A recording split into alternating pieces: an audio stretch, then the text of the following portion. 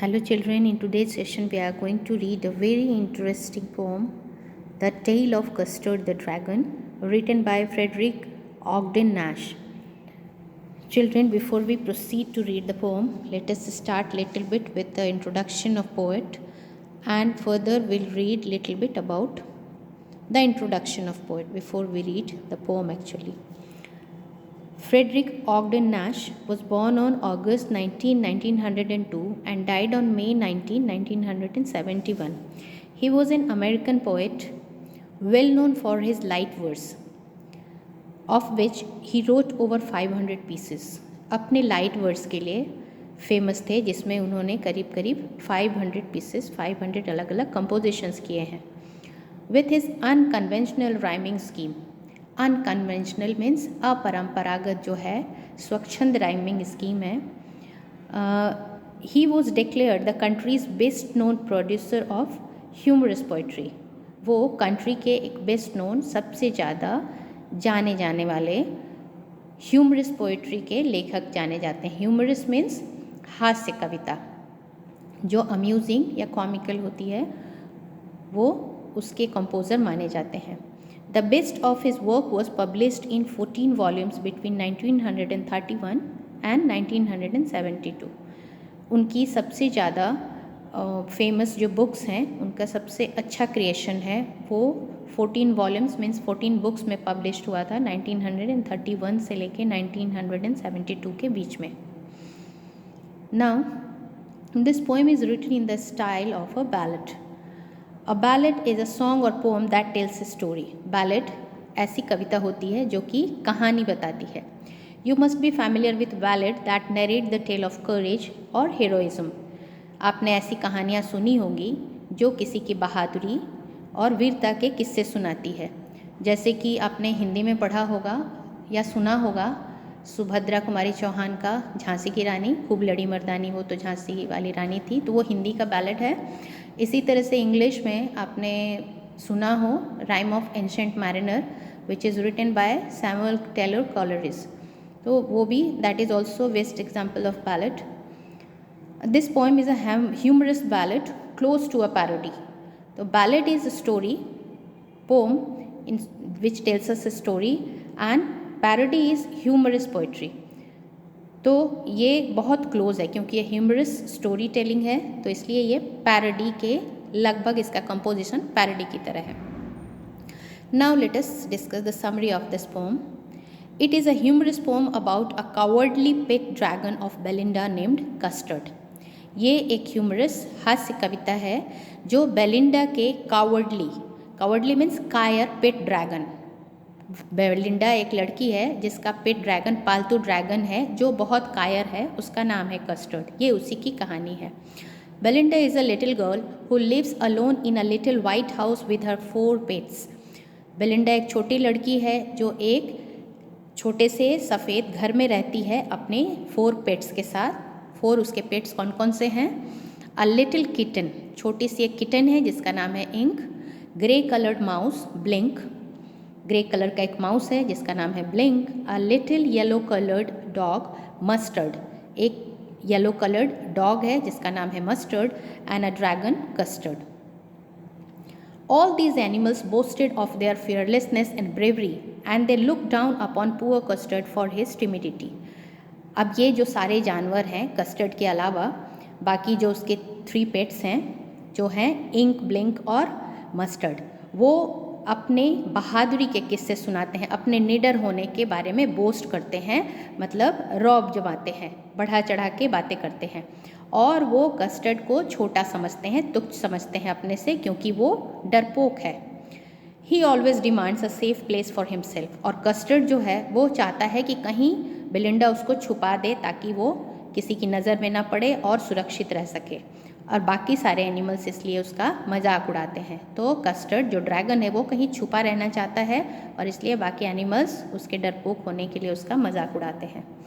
But one night they get surprised by the entry of a pirate in the house.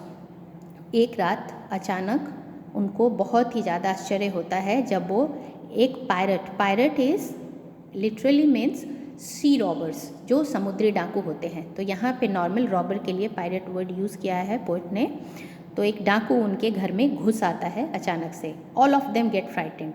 और जब सच्चाई का सामना होता है, रियलिटी सामने आती है, तो सारे जो एनिमल्स थे, जो बोस्ट करते थे, अपनी बहादुरी के किस्से सुनाते थे, वो सब डर जाते हैं and start hiding here and there, यहाँ वहाँ छुपने लग जाते हैं। Only Custard is ready with a ferocious response at that moment. लेकिन कस्टर्ड, जो कि अभी तक उसको सारे डरपोक समझते हैं और डरता है, छुपने की जगह खोजता है, वो आक्रामक हो जाता है उस समय।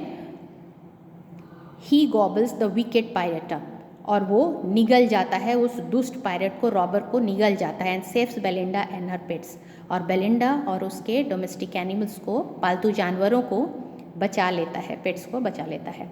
After the danger is past, जब डेंजर पास हो जाता है, मतलब ये खतरा टल जाता है, all again begin to boast about their courage. फिर से बाकी जानवर जो होते हैं वो अपना बोस्ट करने लग जाते हैं, उसी तरह शेखी बगाड़ने लग जाते हैं, अपनी बहादुरी के किस्से सुनाने लग जाते हैं। कस्टर्ड एग्रीड, क्योंकि वो बहुत ही ज़्यादा हम्बल था कस्टर्ड, तो वो भी मान लेता है कि वो बाकी सारे जानवर ब्रेव हैं, उससे ज़्यादा बहादुर हैं। But now everyone knows the fact that who is brave and who is a coward. लेकिन अब सबको पता है कि कौन बहादुर है और कौन कायर है। Here the poem gives a message that sometimes a timid person shows actual courage in the toughest situation and becomes the real hero. इस पोएम में हम एक मैसेज प्राप्त करते हैं कि जो डरपोक इंसान होता है, जिसको हम कम आंकते हैं अपने से, कभी कभी वह असली लाइफ में वही मुश्किल घड़ी में उभर के आता है, उसका सामना करता है, और वही रियल हीरो होता है जो मुश्किल घड़ी का सामना करे। Now let us read the poem. Belinda lived in a little white house with a little black kitten and a little grey mouse, and a little yellow dog and a little red wagon, and Rielio Trulio, little pet dragon. Here we see that the story starts. Belinda एक छोटे से घर में रहती है जो white है, और उसके साथ रहते हैं लिटिल ब्लैक किटन और little grey mouse, little yellow dog, little red wagon. Wagon is a vehicle, जो उनकी कार है वो रेड कलर की है।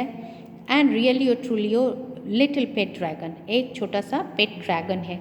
Here realio trulio is a poetic licence, poetic liberty कहा जाता है उसको, जिसमें poet for the sake of rhyming, rhyme करने के लिए वर्ड्स को उनके स्पेलिंग चेंज कर देते हैं। यहाँ पे realio has been used for really and trulio has been used for truly.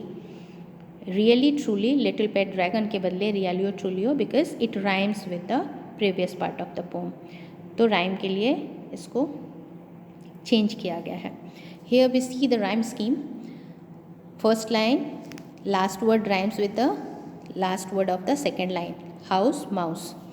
So this is, if we consider it A, then this is also A, and this third line, last word wagon, rhymes with dragon, so this will be considered as B.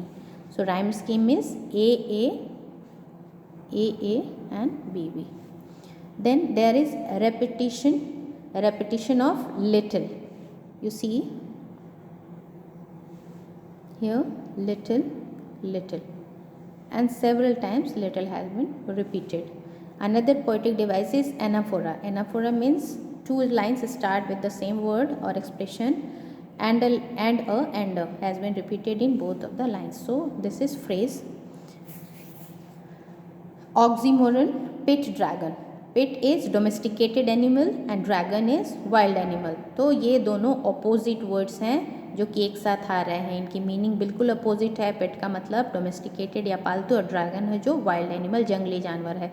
तो ये pet dragon is an example of oxymoron, opposite ideas use together. And here we see poetic licence, realio for really and trulio for truly. So I hope you understood this paragraph. Let's move. Now the name of the little black kitten was Ink, and the little grey mouse she called him Blink, and the little yellow dog was sharp as mustard, but the dragon was a coward and she called him Custard. Now in this line the poet has told their name. He has introduced these pet animals. Black kitten was Ink. She called him Blink. Grey mouse का नाम Blink था. And yellow dog was Sharp as Mustard. Here Sharp as Mustard, यहाँ पे poetic device use हो रहा है simile. Sharp as Mustard, but here he wants to say that his name was Mustard. Mustard की तरह sharp था तो इसलिए उसका sharp yellow color था, इसलिए उसका नाम था Mustard. And dragon was coward. Dragon जो था वो coward था, कायर था, और उसका नाम था Custard. तो here we get rhyme scheme CCDT. Again the last words of the first and second line rhyme together. Ink, blink. और third लाइन का last word and fourth line का लास्ट वर्ड एक साथ राइम कर रहा है, but they do not rhyme with the previous stanza. इसके साथ राइम नहीं कर रहे हैं. इसमें हाउस, माउस, वैगन, ड्रैगन था. यहाँ पे इंक, ब्लिंक, मस्टर्ड, कस्टर्ड है. That's why will start with another alphabet. यहाँ पे आप दोगे C C and here they are same, that's why D D. तो यहाँ पे राइम स्कीम आ जाएगा C C D D. And the similarly will go for giving the rhyme scheme. इसी तरह से डुप्लेट में सारे लाइन्स हैं तो आप इसमें आगे लिखना. यहाँ पे सी सी डी डी आ गया. नेक्स्ट लाइन में हो जाएगा ई ई एफ एफ, जो टिथ, अंडरनीथ, नोज, टोज अगले स्टैंजा का लास्ट लाइन है. तो they will be rhymed as, यहाँ पे हो जाएगा सी सी डी डी, यहाँ पे ये आ जाएंगे ई ई एंड एफ एफ. तो इस तरह से पूरे फॉर्म में आप राइम स्कीम डाल लेना. That you should understand. Here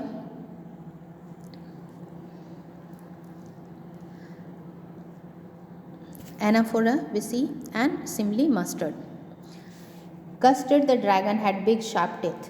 Dragon के big sharp teeth थे and spikes on the top of him and scales underneath. ऊपर spikes थे, कांटे नुमा स्ट्रक्चर था और स्केल्स थे उसके, जैसे फिशेस के स्केल्स होती हैं बॉडी पे, उसी तरह से उसके अंदर भी स्केल्स थे, छिलका जैसे परत परत लगा होता है. Mouth like a fire place. Mouth जो था वो एक फायर प्लेस की तरह था, आग के भट्टी की तरह था. चिमनी फॉर अ नोज, और चिमनी नाक के लिए, मतलब नाक से उसके चिमनी की तरह आग निकलती रहती थी, धुआं निकलता रहता था. मुंह से आग निकलता था और नाक से धुआं निकलता था, चिमनी. एंड रियली और truly dagger on his toes. Daggers on his toes. Daggers का मतलब खंजर. उसके टोज पे जो उसके नाखून थे वो खंजर की तरह थे, चाकू की तरह शार्प थे, तो डैगर्स थे. यहाँ पे आप poetic device rhyme scheme is clear. Then simile we see mouth like a fireplace की तरह, तो लाइक यहाँ पे यूज़ हुआ है, that's why it is simile. And then chimney for nose. नाक जो था वो चिमनी, नाक की जगह पे डायरेक्ट कंपैरिजन है, that's why it is metaphor. Chimney for nose. Here again you can see dagger on his toes. तो डैगर जो है अगेन इट इज़ मेटाफॉर. यहाँ पे भी आप इसको मेटाफॉर में ही इंक्लूड करोगे. Dagger on his toes because आप देखो यहाँ पे डैगर ऑन हिज टोज लगातार, means there is no comparing word. Like और एज कुछ भी नहीं है. डैगर की तरह लाइक डैगर और एज डैगर कुछ भी यूज़ नहीं हुआ है. It has been directly compared with dagger. उसके टोज जो हैं, पैर के अंगुलियां जो नाखून है, उसको डैगर की तरह कंपेयर हुआ है, that's why it is metaphor. तो ये आपने देखा कि कस्टर्ड का जो स्ट्रक्चर है वो बताते हैं आगे के स्टैंजा में. उसके टेथ बहुत शार्प हैं, उसके पीठ पे कांटे निकले हुए हैं, अंडरनीथ उसके अंडर उसके स्टमक पे स्केल्स हैं, और मुंह से उसके आग निकलती है, नाक से धुआं निकलता है, और नाखून है उसके डैगर की तरह, खंजर की तरह. और एक और refrain, that is repeated line or phrase at an equal interval. This you will find at an equal interval. And really or truly, ये आपको हर एक equal interval पे हर एक स्टेंजा में, हर एक दूसरे स्टेंजा में ये आपको मिलेगा. So that's why it is known as refrain, मुखड़ा, जो कि इक्वल इंटरवल पे रिपीट हो रहा है वो रिफ्रेन है। Further, the poet says Belinda was as brave as barrel full of bears, and Ink and Blink chased Lion down the stairs. Mustard was as brave as a tiger in a race, but Custard cried for a nice safe case. अब यहाँ पे बताते हैं उनकी qualities कि किस तरह की है। Belinda was as brave as barrel full of bears, जो बैरल होती है, कंटेनर होती है बियर से भरी हुई, उस तरह की बेलिंडा थी, उतनी बहादुर थी। और इंक और ब्लिंक थे, वो लायन को चेस करते थे, सीढ़ियों के नीचे भगा देते थे, डाउन द स्टेयर्स, मतलब लायन कोई आता था तो उसको सीढ़ियों के नीचे दौड़ा के भगा देते थे। मस्टर्ड इतना बहादुर था जैसे कि टाइगर, रेज मीन्स एंगर होता है, एंग्री टाइगर की तरह बहादुर था, मतलब वो इतना ज़्यादा गुस्सैल और बहादुर टाइगर की तरह फेरोसियस था, भयानक था। लेकिन कस्टर्ड जो था cried for nice safe cage, लेकिन कस्टर्ड जो था वो हमेशा चिल्लाता रोता रहता था एक सेफ जगह के लिए, ताकि वो अपने आप को प्रोटेक्ट कर सके। तो इस तरह से कस्टर्ड जो था ही वॉज टिमिड, डरपोक था, और वो छुपने के लिए जगह ढूंढता रहता था। यहाँ पे बच्चों पोएटिक डिवाइस देखिए, as brave as is simile and then alliteration repeated B. Here you see Belinda was as brave as, here B is repeated, barrel full of bears. So it is example of alliteration. Again here you will see simile.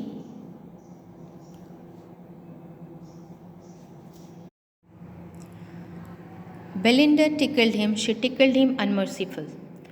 Ink, Blink and Mustard, they rudely called him Percival.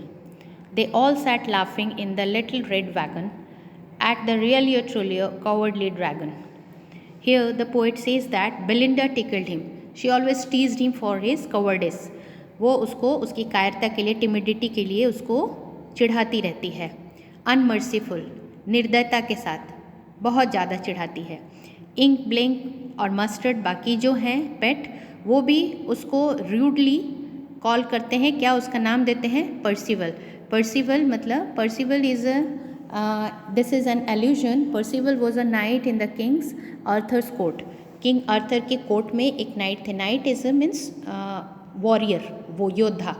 तो वो उसको चिढ़ाते हुए बहुत बड़े योद्धा का नाम देते हैं, पर्सिवल बोलते हैं उसको, कस्टर्ड को। पर्सिवल जो थे वो बहुत ही वीर योद्धा थे किंग आर्थर के कोर्ट में, और वो सारे रेड वैगन में बैठ के हंसते रहते हैं उस कवर्डली ड्रैगन के ऊपर। Here poetic device tickled him is repetition, allusion Percival, allusion है poetic device जो कि किसी लिविंग बीइंग या कोई और लेजेंडरी थिंग्स के ऊपर इंडिकेट करता है। रिफ्रेन एंड रिलियो ट्रोलियो, रिलियो ट्रोलियो इज रिफ्रेन, हमेशा ये इक्वल इंटरवल पे यूज़ हुआ है। Now Belinda giggle till she shook the house. Belinda giggled, वो लाफ करती है, हंसती है जब तक उसका घर हिलने नहीं लग जाता। And Blink said weak which giggle for a mouse, और ब्लिंक जो है वो वीक करता है, आवाज़ निकालता है जो कि गिगलिंग है माउस का, माउस की हंसी है, वो भी मतलब हंसता है, ब्लिंक है। Ink and Mustard rudely asked his age, और इंक और मस्टर्ड जो है वो उसके एज पूछते हैं कि तुम्हारी उम्र कितनी है। When custard cried for a nice safe case, और कस्टर्ड जो है वही चिल्लाता है एक सेफ प्लेस के लिए जहाँ वो अपने को हाइड कर सके, प्रोटेक्ट कर सके। तो बेलिंडा हंसती है जब तक घर हिल जाता है, घर हिलने लग जाता नहीं, मतलब घर नहीं हिलने लग जाता तब तक बेलिंडा हंसती रहती है। ब्लिंक भी वीक करता है क्योंकि ये उसकी माउस की हंसी है, वो भी हंसता है। और इंक और मस्टर्ड जो है वो रूडली उसकी एज पूछते हैं, उसकी उम्र पूछते हैं, और कस्टर्ड तो उसी तरह से एक सेफ प्लेस के लिए चिल्लाता है। Here the poetic device shook the house is hyperbole, मतलब एग्जैजरेटेड स्टेटमेंट, बढ़ा चढ़ा के बोला जाता है। It can not be a reality, exaggerated, अतिशयोक्ति, घर को हिला देना हंसी से, ये अतिशयोक्ति है, it is hyperbole. Weak is sound of mouse, weak and giggle, ये है giggling, these are sound of animals जो साउंड को इंडिकेट करते हैं। That poetic device is onomatopoeia, जैसे दीज आर अनोमाटोपिया, यहाँ वीक है, गिगलिंग है, These are onomatopoeia. And alliteration, she shook. She shook. Then weak which was sound is being repeated, and custard cried. Here C sound is repeated. So these are examples of alliteration. Let's read further. Suddenly, suddenly they heard a nasty sound, and Mustard growled, and they all looked around. Mute, cried Ink, and oh, cried Belinda, for there are pirates climbing in the window. Suddenly suddenly अचानक वो सुनते हैं एक नेस्टी means डिसप्लीजिंग sound, एक बहुत ही भयानक आवाज़ सुनते हैं, अप्रिय आवाज़ सुनते हैं। तो मस्टर्ड ग्राउल करता है, गुर्राता है, वो बाक करता है और बाकी सब चारों तरफ देखने लग जाते हैं। म्यूच, इंक बोलती है, आवाज़ निकालती है और बेलिंडा भी ओह करती है। सब चौंक जाते हैं कि ये कहाँ से अजीब सी आवाज़ आई। जैसे ही उनको आवाज़ सुनाई देती है सब चौंक जाते हैं। देयर वॉज अ पायरट, और वहाँ पे एक रॉबर था, क्लाइंबिंग इन द विंडो, मतलब विंडो में क्लाइंब कर रहा था, विंडो में चढ़ रहा था। फिर से वापस पोएटिक लिबर्टी यहाँ पे दिख रहा है। The poet has used winda instead of window, window को विंडा लिखा है, that is known as poetic liberty. Then we see other poetic devices. Repetition in first line, suddenly, suddenly has been repeated. Onomatopoeia, mute, o, these are sounds. The word which indicates sound is onomatopoeia. And then window for window, that is poetic license. Pistol in his left hand, pistol in his right, and he held in his teeth a cutlass bright. His beard was black, one leg was wood. It was clear that the pirate meant no good. Pistol उसके left hand में, pistol right hand में, दोनों हाथों में उसके pistol है जो pirate है, और उसके टिथ में एक short sword with curved blade, एक खुखरी जिसको कहते हैं शॉर्ट सोर्ड कटलस, तो वो है उसके जो चमक रहा है। तो उसके मुंह में उसने एक खंजर पकड़ रखा है। उसका बियर्ड ब्लैक है, दाढ़ी उसकी ब्लैक है, और उसके पैर लकड़ी के हैं। एक पैर लकड़ी का है, वन लेग वॉज वुड, एक पैर लकड़ी का है। और ये क्लियर है उसके अपीयरेंस से कि उसका इंटेंशन सही नहीं है, वो चोरी करने के लिए आया है यहाँ पे। Here the poetic devices, pistol in his and was is repeated. Here you see pistol in his left hand and was is repetition.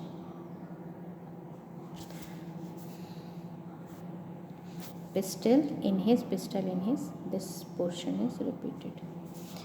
Then alliteration, he held in his, alliteration, he held HH, that is repetition of H sound. And then was wood, here W and W, was sound is repeated. Belinda paled and she cried help, help, but Mustard fled with a terrified yelp.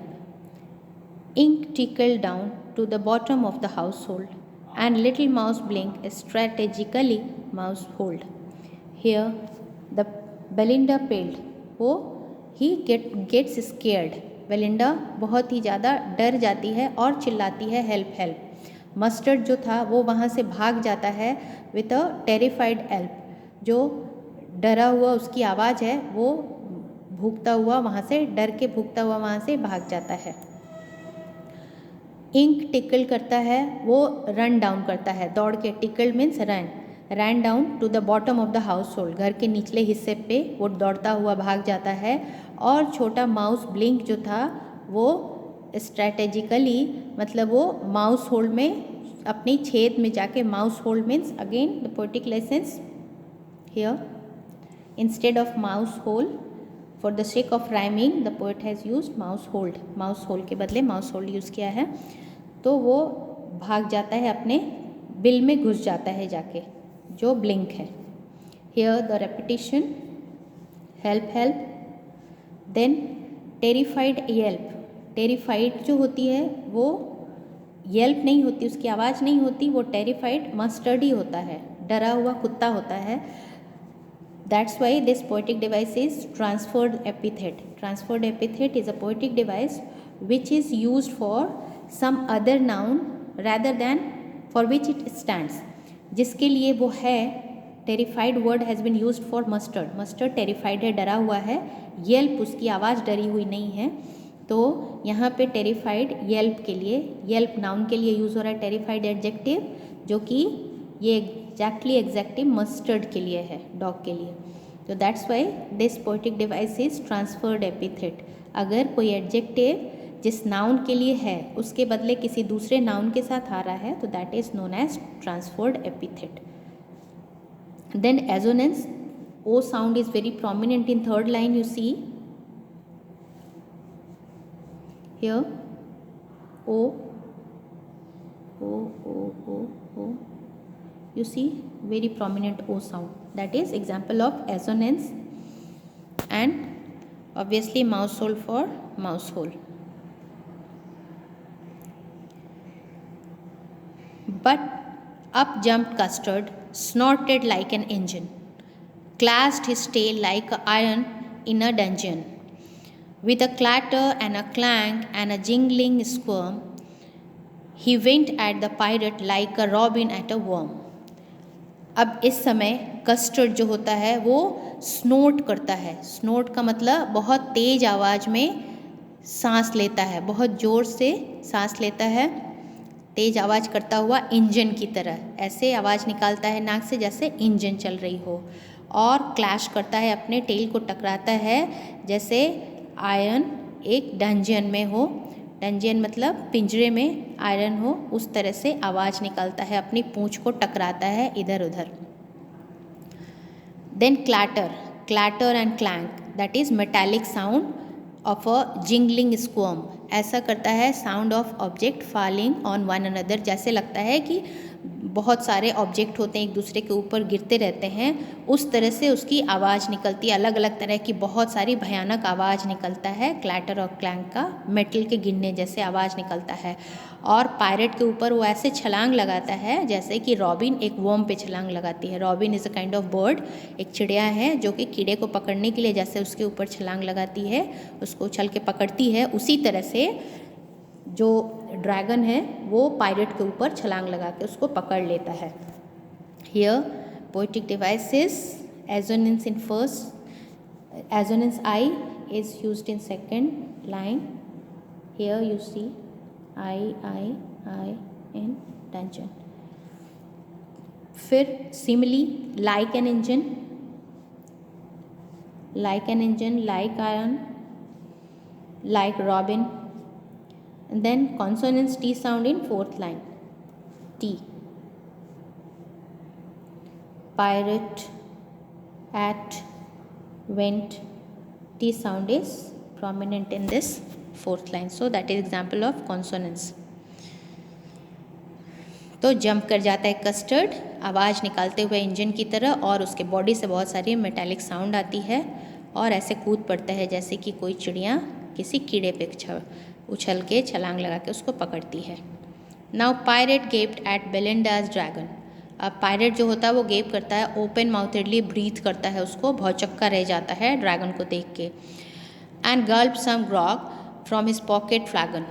वो कुछ ग्रॉग मतलब drink जो लिए रहता है वो निगलता है, उसको गल्प मीन स्वॉलोड, वो निगलता है कोई ग्रॉग, उसको पॉकेट फ्लैगन जो है सिल्वर का कंटेनर है उसके पास, उसमें से कुछ पीता है, उसने अपने पास कुछ ड्रिंक रखी हुई है. ही fired 2 bullets but they did not hit, the custard गॉबल्ड him every bit. वो बुलेट फायर करता है दोनों हाथ से, लेकिन उसको कस्टर्ड को एक भी नहीं लगती, और कस्टर्ड उसको गॉबल्ड कर लेता है, जल्दी से स्वेलो कर लेता है, निगल लेता है जल्दी से. एवरी बिट, हर पार्ट उसका, मतलब पूरी तरह से पायरेट को निगल लेता है कस्टर्ड. लेकिन वो जो पायरेट गोली चलाता है वो ड्रैगन को नहीं लगता, कस्टर्ड को नहीं लगता, कस्टर्ड उसको निगल लेता है. Here poetic device, consonance G sound in second line. T. Then T sound in third line. You'll see T sound in third line. The bullet but didn't hit. T sound is prominent in third line. Belinda embraced him, Mustard licked him. No one mourned for his pirate victim. Ink and Blink in glee did gyrate around the dragon that ate the pirate. Belinda embraced हक करती है, उसको गले लगाती है, mustard उसको लिक करता है, चाटता है, और किसी को भी दुख नहीं होता पायरेट के लिए जिसको कि उसने निगल लिया था, विक्टिम बना था, उसका शिकार बना था.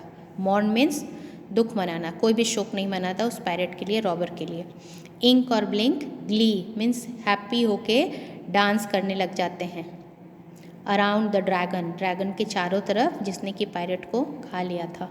Here poetic device, repetition, hymn, and rhyme scheme is same. It is first and second line of the stanza rhyme together and third and fourth rhyme together. But presently up spoke little dog Mustard. I would have been twice as brave if I hadn't been flustered. अब वो कहता है, अब उनको थोड़ी देर तो celebrate करते हैं कस्टर्ड की विक्ट्री को, कस्टर्ड की ब्रेवरी को, लेकिन फिर उनको रियलाइज़ होता है कि कस्टर्ड तो बहुत डरपोक है, वो छुपने के लिए जगह ढूंढता है. तो अब फिर से वो वापस अपनी ही लाइन पे आ जाते हैं. अब मस्टर्ड ये कहता है कि मैं तो कस्टर्ड से बहुत ही ज़्यादा दुगना वीर हूँ अगर मैं कंफ्यूज नहीं होता, अपसेट नहीं होता. फ्लस्टर्ड मतलब कंफ्यूज्ड और अपसेट नहीं होता, तो मैं तो कस्टर्ड से ज़्यादा बहादुर हूँ, ये डॉग मस्टर्ड कहता है. And up spoke Ink and up spoke Blink, और फिर से इंक और ब्लिंक फिर से बोलते हैं, वो दोनों बोलते हैं. We would have been 3 times as brave as we think. वो कहते हैं कि हम लोग तो इससे तिगुने बहादुर थे, हम लोग कस्टर्ड से तिगुने बहादुर थे, इंक और ब्लिंक कहते हैं. And Custard said I quite agree. अब कस्टर्ड बेचारा पोलाइटली एक्सेप्ट कर लेता है कि हाँ मैं तो एग्री करता हूँ that everybody is braver than me, बाकी सब लोग मेरे से बहादुर हैं. तो यहाँ पे आप पोइटिक डिवाइस देख रहे हो. Assonance I sound in second line is very prominent. I, here you see second line, if I hadn't been flustered, twice I sound. So this is assonance, and again up spoke is repetition. up spoke यहाँ पे दोनों line में है, तो this is repetition.